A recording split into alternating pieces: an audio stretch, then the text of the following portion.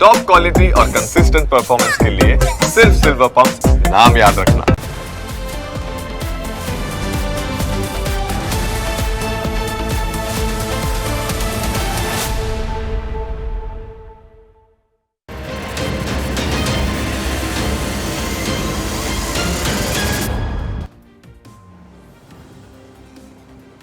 ગુનેગારો અને પોલીસ વચ્ચે થતી ઝપાઝપી અને એકબીજા ઉપર ફાયરિંગની ઘટનાઓ તમે ફિલ્મો અને વેબ સિરીઝમાં ખૂબ જોઈ હશે, પરંતુ આવી જ ઘટનાઓ હવે ગુજરાતમાં રિયલમાં પણ બની રહી છે। ગુજરાતમાં ગુનેગારો હવે ગન પોઈન્ટ ઉપર છે। છેલ્લા 9 મહિનામાં પોલીસે 14 જેટલા આરોપીઓ ઉપર ફાયરિંગ કર્યાની હકીકત સામે આવી। તેમાં વડોદરામાં બાળકીની હત્યા અને પોક્સો કેસના આરોપીએ પોલીસ ઉપર હુમલો કરતા જ પોલીસે તેના ઉપર ગોળીબાર કર્યો છે। વડોદરા જિલ્લાના શિનોરમાં બાળકીની હત્યા અને પોક્સોના ગુનામાં ઝડપાયેલા આરોપી અજય રાઠોડિયાને વધુ તપાસ માટે એલસીબી દ્વારા સેગવા આઉટપોસ્ટથી શિનોર પોલીસ સ્ટેશને લઈ જવામાં આવી રહ્યો હતો। આ દરમિયાન સિમડી ગામ નજીક ચાલુ વાહને આરોપીએ પોલીસ ઇન્સ્પેક્ટરની સર્વિસ રિવોલ્વર ઝૂંટવી લેવાનો પ્રયત્ન કર્યો।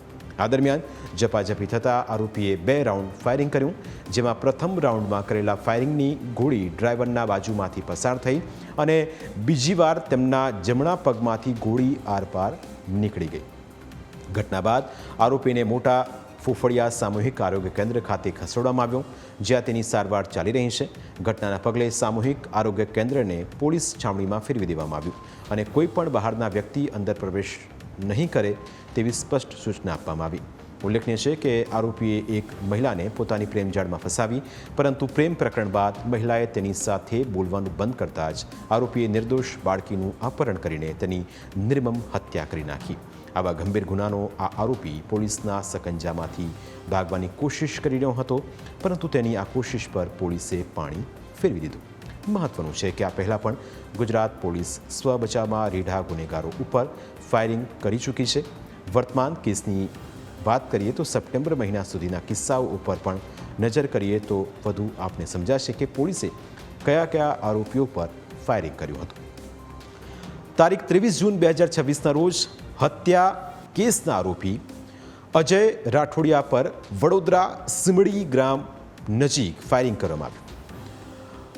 આ પહેલાં 25 મે 2026ના રોજ હત્યાના પ્રયાસના આરોપી ધમા બારડ પર અમદાવાદના સાયન્સ સિટી વિસ્તારમાં ફાયરિંગ કરાયું, જ્યારે 11 મે 2026ના રોજ સુરતના લિંબાયત વિસ્તારમાં હત્યાના આરોપી રાહુલ જોગી ઉપર ફાયરિંગ કરાયું। તેવી જ રીતે 8 મે 2026ના રોજ સુરત પોલીસે એસબીઆઈ લૂંટના ગુનેગાર શુભમ ઠાકોરને ગોળી મારી હતી। તારીખ 11 સપ્ટેમ્બરના રોજ અમદાવાદ રિવરફ્રન્ટ પર પોલીસે સંગ્રામસિંહ નામના આરોપી ઉપર ગોળીબાર કર્યો હતો। ત્યારબાદ 24 સપ્ટેમ્બરના રોજ ગાંધીનગરમાં નર્મદા કેનાલ પાસે લૂંટ અને મર્ડરના ગુનેગાર વિપુલ પરમાર ઉપર પોલીસે ગોળીબાર કર્યો, જ્યારે 6 નવેમ્બરના રોજ મર્ડરના ગુનેગાર સલમાન લસ્સી ઉપર નવસારીના ડભેલમાં ફાયરિંગ થયું હતું।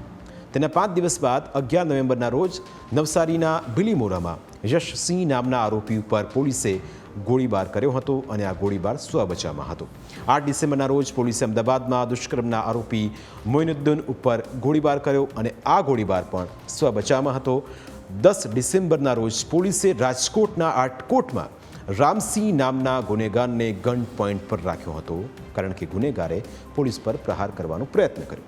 જ્યારે 16 ડિસેમ્બરે પોલીસે સુરતના ગોડાદરા વિસ્તારમાં શિવા ટકલા નામના આરોપીને ગોળીએ વિંધ્યો હતો, કારણ કે તેણે પણ પોલીસ પર પ્રહાર કર્યો હતો। તેના ઠીક 4 દિવસ પછી ગાંધીનગરમાં દુષ્કર્મના આરોપી રામ યાદવ ઉપર પોલીસે ગોળીબાર કર્યો હતો અને અગેન આ જ વસ્તુ હતી। ત્યારબાદ 30 ડિસેમ્બરના રોજ સુરેન્દ્રનગરના શિયાણી ગામે મારામારી અને રાયોટિંગના ગુનેગાર દેવરાજ બોરાણા ઉપર ફાયરિંગ કરાયું, કારણ કે દેવરાજે પણ પોલીસને ચકમો આપીને તેમના પર પ્રહાર કરવાનો પ્રયત્ન કર્યો।